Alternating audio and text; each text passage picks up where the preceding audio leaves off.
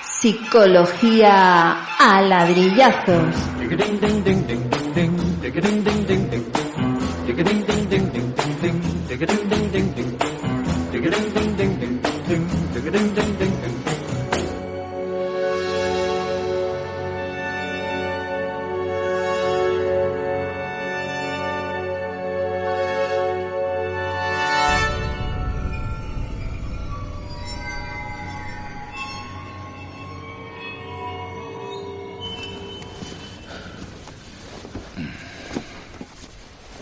Quisiera compartir una revelación que he tenido desde que estoy aquí. Esta me sobrevino cuando intenté clasificar su especie. Verá, me di cuenta de que en realidad no son mamíferos.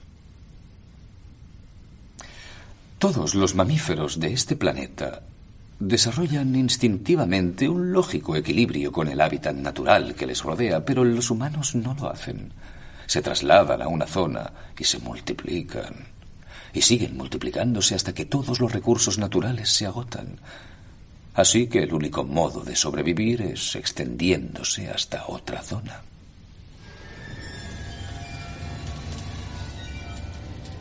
Existe otro organismo en este planeta que sigue el mismo patrón. ¿Sabe cuál es? Un virus. Los humanos son una enfermedad. Son el cáncer de este planeta, son una plaga. Y nosotros somos la única cura.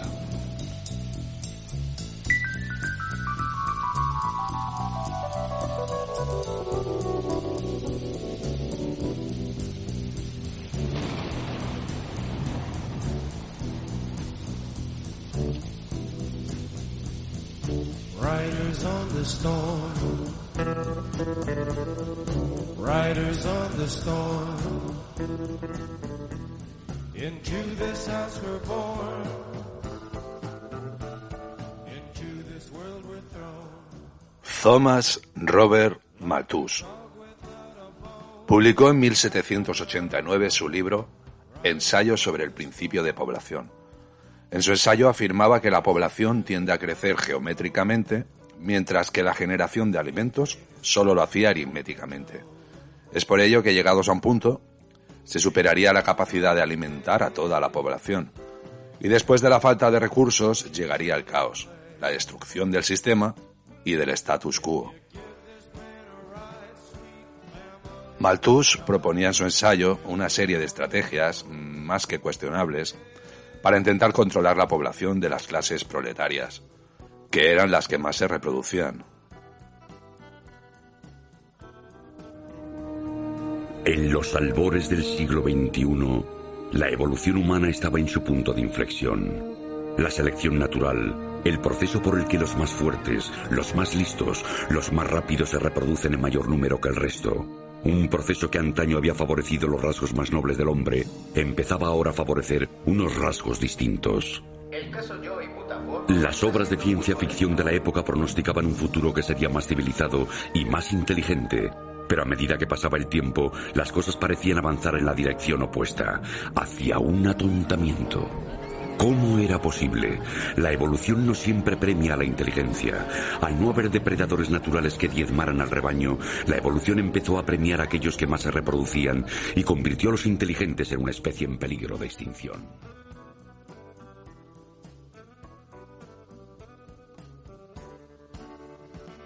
En 1859, Charles Darwin publicaría su obra cumbre, El origen de las especies, donde postuló que todas las especies de seres vivos del planeta Tierra han evolucionado con el paso del tiempo de un único antepasado común.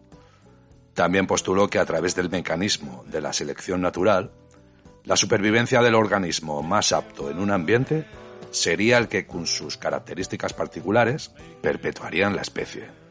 Por contra, los menos aptos y sus características se extinguirían.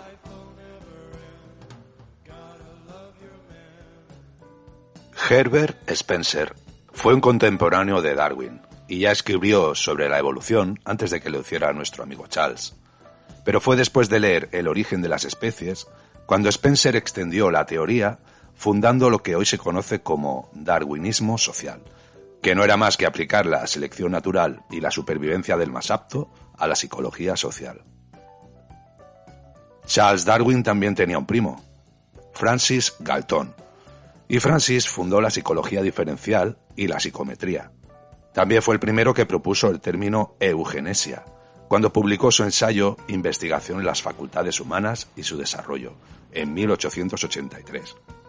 La eugenesia supone una intervención dirigida en los rasgos hereditarios para ayudar al nacimiento de personas más sanas y con mayor inteligencia. Más adelante veréis a dónde quiero llegar con esto. Ahora nos iremos a Múnich.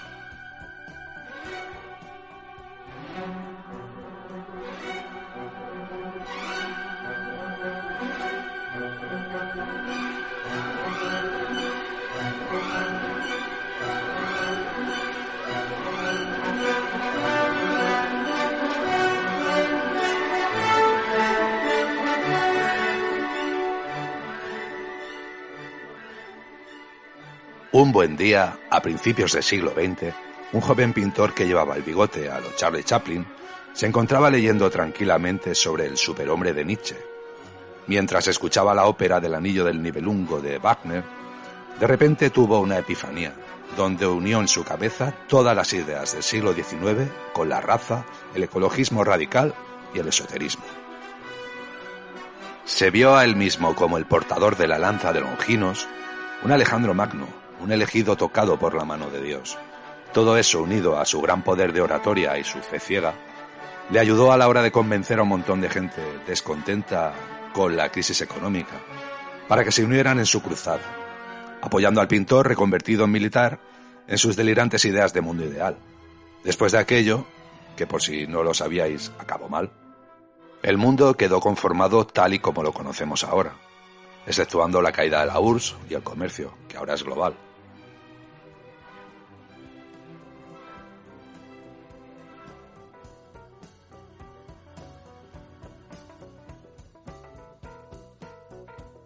Pero volvamos a Malthus. El malthusianismo, con el paso del tiempo, evolucionó al neomalthusianismo. Para el neomalthusianismo, el problema también radica en el exceso de familias numerosas y la reproducción ilimitada de las clases pobres, que les condena a la miseria. Para su solución, se propone la toma de conciencia social e individual de la necesidad de la procreación limitada o procreación consciente del proletariado, la separación entre sexualidad y reproducción, la defensa de la maternidad libre, la liberación femenina, la libertad sexual, la promoción de la planificación familiar, el cuidado de los niños, así como el uso y difusión de métodos anticonceptivos artificiales, la promoción de los movimientos ecologistas y de la eutanasia. Os suena todo, ¿verdad? Huxley. Tú, tráeme un Marlboro. Sí, desde luego, ahora mismo. ¿Qué es un Marlboro? Un cigarrillo, cualquier cigarrillo. Fumar perjudica la salud y se ha considerado que lo que perjudica la salud es malo, así que es ilegal. El alcohol, la cafeína, el deporte de contacto, ¿Te la cachondeas carne... de mí? John Spartan, multa de 1 crédito por violación del Estatuto de Moralidad Verbal. ¿Qué coño es eso? John Spartan, multa de 1 crédito por violación del El Estatuto lenguaje de soez, Moralidad el chocolate, la gasolina, los juegos no educativos y todo lo picante. El aborto también es ilegal, pero también lo es el embarazo si no tienes licencia. Hombre de las cavernas. Basta del cuento de la Bella Durmiente. Póngase en marcha. Nuestro señor Fénix ha resurgido de sus cenizas.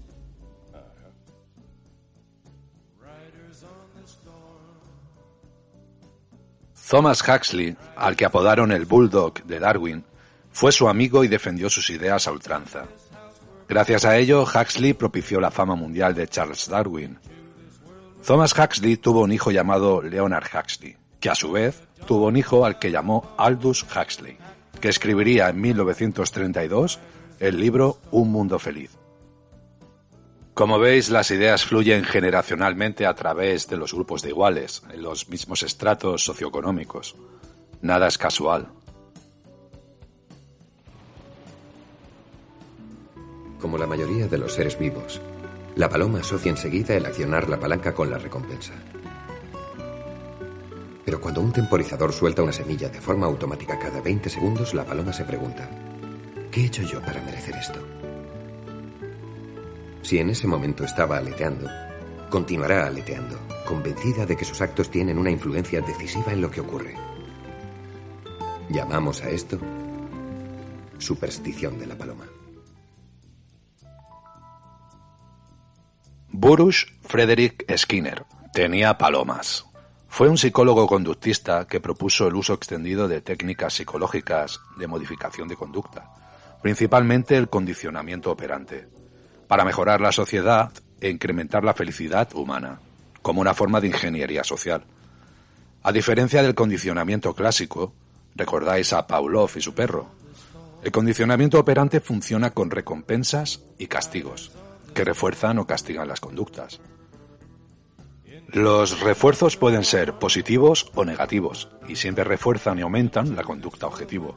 Los castigos también pueden ser positivos y negativos, pero estos castigan y reducen las conductas objetivo.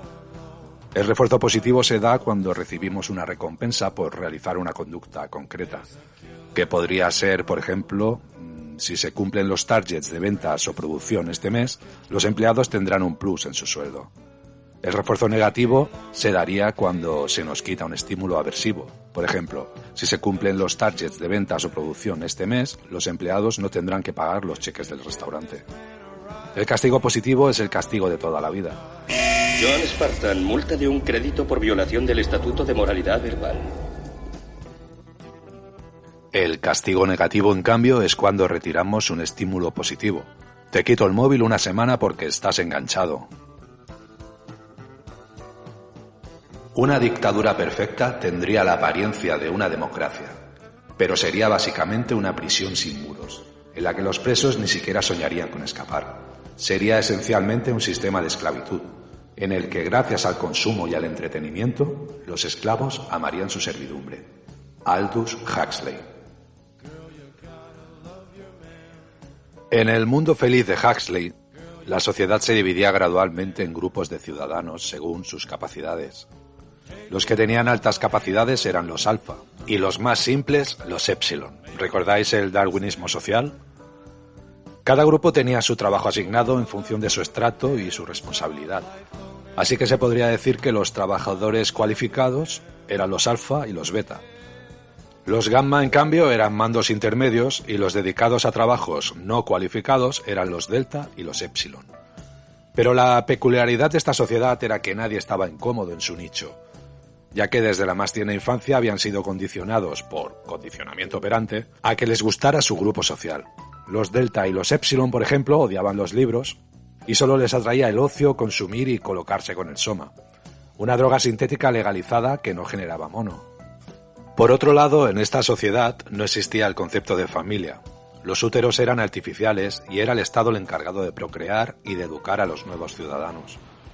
También, como veréis en el siguiente corte de película, el condicionamiento del castigo positivo se aplicaba a través de la censura de las ideas divergentes y del lenguaje considerado ofensivo. Saludos, teniente. Hola. Propicios días, Ledina Huxley. A ver si adivino. ¿Todo en sosiego? Al contrario, ha sido una mañana horrorosa. Ha habido una desfloración de edificios públicos, paredes manchadas con escandalosas pintadas. ¿En serio? ¡Brutal! ¿Por qué no se notificó a todas las unidades? Porque no era necesario hacer cundir el pánico por todas partes. Teniente Huxley, en el monitor escuché los derrotistas comentarios que hizo usted esta mañana. ¿Realmente desea el caos y la falta de armonía? Su fascinación por el siglo XX parece estar afectando a su buen criterio. ¿Se da cuenta de que está dando mal ejemplo a los otros oficiales y al personal? Gracias por el reajuste de mi actitud, jefe. Reprensión asimilada.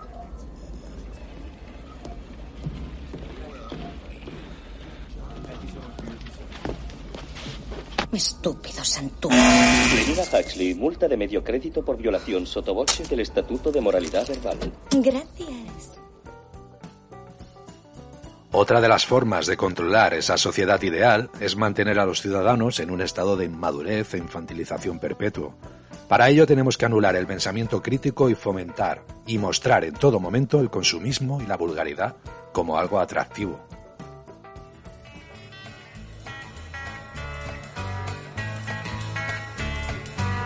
Joe se había despertado en un mundo en crisis. La economía estaba completamente abandonada. Una gran tormenta de polvo había arrasado todas las cosechas. Y la película más vista del país se llamaba Culo. Y eso es lo único que se veía durante 90 minutos.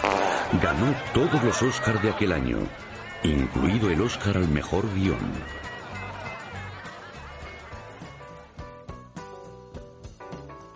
Volvamos ahora a la eugenesia. La eugenesia de Galton evolucionó como una rama dentro de la ingeniería genética, y el darwinismo social de Darwin y Spencer inspiró muchos de los aspectos de la psicología social, y es el constructo base del sistema capitalista actual. Si unimos estos dos campos, la eugenesia y el darwinismo social, ¿qué consecuencias sociales tendría el seleccionar genéticamente a nuestros hijos? Fui concebido en el Riviera. No en el Hotel Riviera, sino en el modelo fabricado en Detroit. Solían decir que un niño concebido por amor tenía una mayor probabilidad de ser feliz. Ahora ya nadie lo dice. Nunca entenderé qué fue lo que empujó a mi madre a poner su fe en manos de Dios en vez de en las de su genetista. 10 dedos en las manos y 10 en los pies, eso era lo único que importaba antes. Ya no. Ahora, a los pocos segundos de vida, ya se podía saber el tiempo exacto y la causa de mi muerte.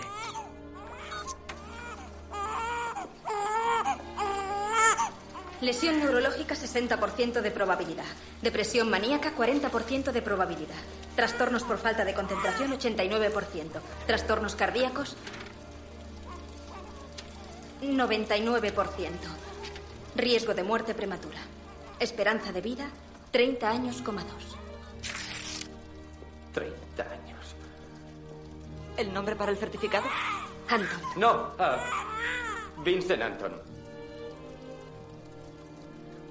Sí, es un buen nombre. Sé que llegará lejos. Llegarás muy lejos. ¡Vincent! Desde pequeño llegué a considerarme lo que me consideraban los demás. Un enfermo crónico. Cualquier rasguño o cualquier catarro eran tratados como si la vida me fuera en ello. Lo lamento, el seguro no lo cubriría. Si se cayera. Pero me dijeron que todo iría perfectamente. Me habría gustado poder hacer algo. Por aquí, por favor.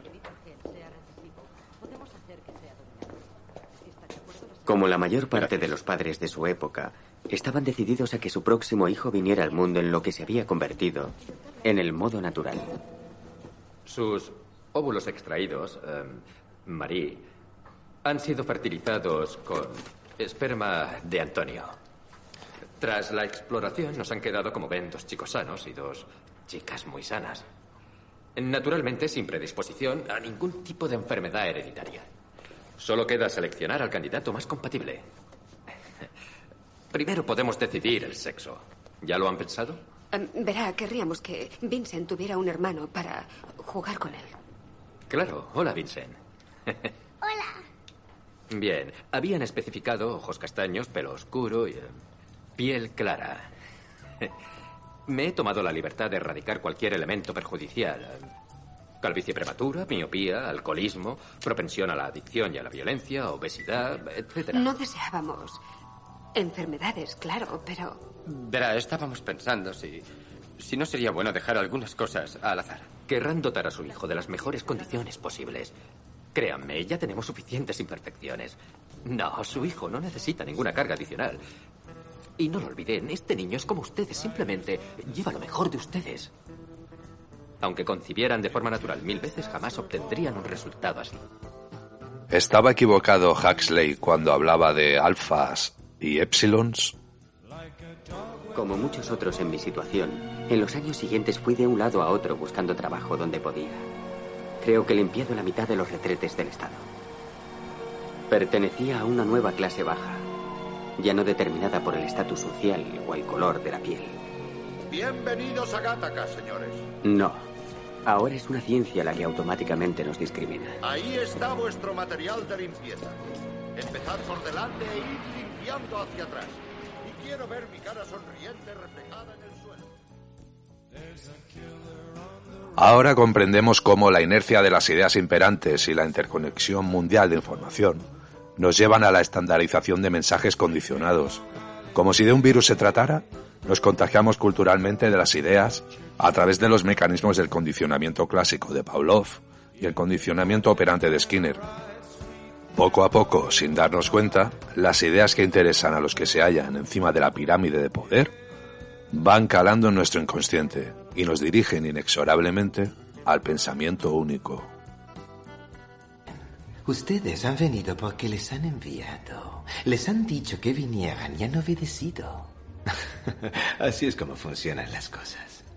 Verán, solo hay una constante. Una verdad universal. Es la única verdad. Causalidad. Acción, reacción, causa y efecto. Todo empieza con una elección. No, falso. La elección es una ilusión creada entre los que tienen poder y los que no lo tienen. Vea aquella mujer. Mon Dieu, fíjese bien en ella. No pasa inadvertida para nadie. Es tan obvia, tan burguesa, tan aburrida. Pero espere. Observe. Verá que acabo de enviarle un postre. Un postre muy especial.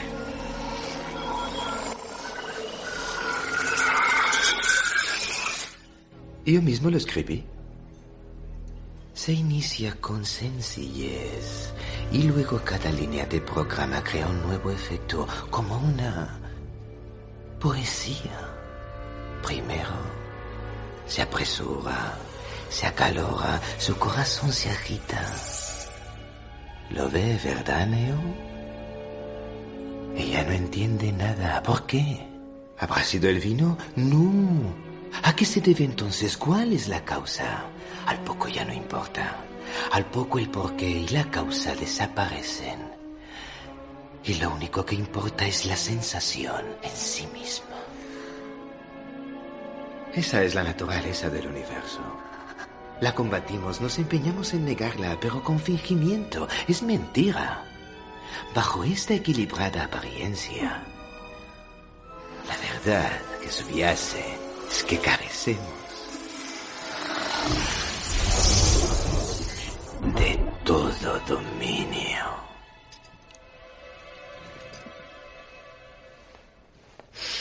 La causalidad. No podemos escapar de ella. Somos sus esclavos eternos. Nuestra única esperanza, el único sosiego está en comprenderla. Comprender el porqué. El porqué es lo que nos separa de ellos. A ustedes, de mí. El porqué es fuente de poder real. Sin él se está indefenso. Y así han venido a mí, sin un porqué, carentes de poder. Otro eslabón de la cadena. ¿Cómo podríamos conocer el porqué?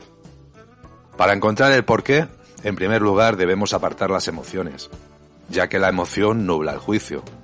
Después, hacernos las preguntas adecuadas, pero para ello necesitamos adquirir los conocimientos que nunca ofrecerán los medios masivos. La educación de los líderes de nuestra Matrix no es la misma que la de la gente común. No puede serlo. Si toda la gente supiera cómo funciona el sistema, sería un desastre. Nadie estaría conforme con su papel en el juego y habría que inventar un sistema nuevo. Alerta spoiler. El secreto del poder radica en conocer las leyes de la naturaleza. Las ideas y el lenguaje solo son herramientas de poder. Hoy te sugerimos... Hoy os recomiendo ver las películas Idiocracia, Demolition Man y Gattaca.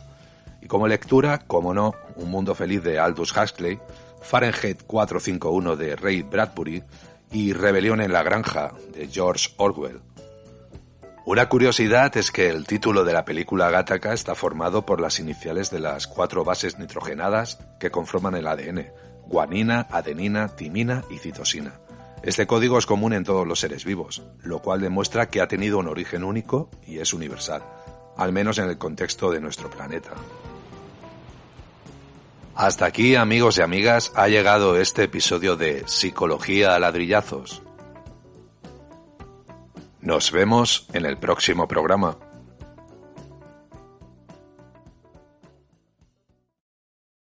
Multa de un crédito por escuchar Psicología a ladrillazos, programa que atenta contra el Estatuto del Pensamiento Único.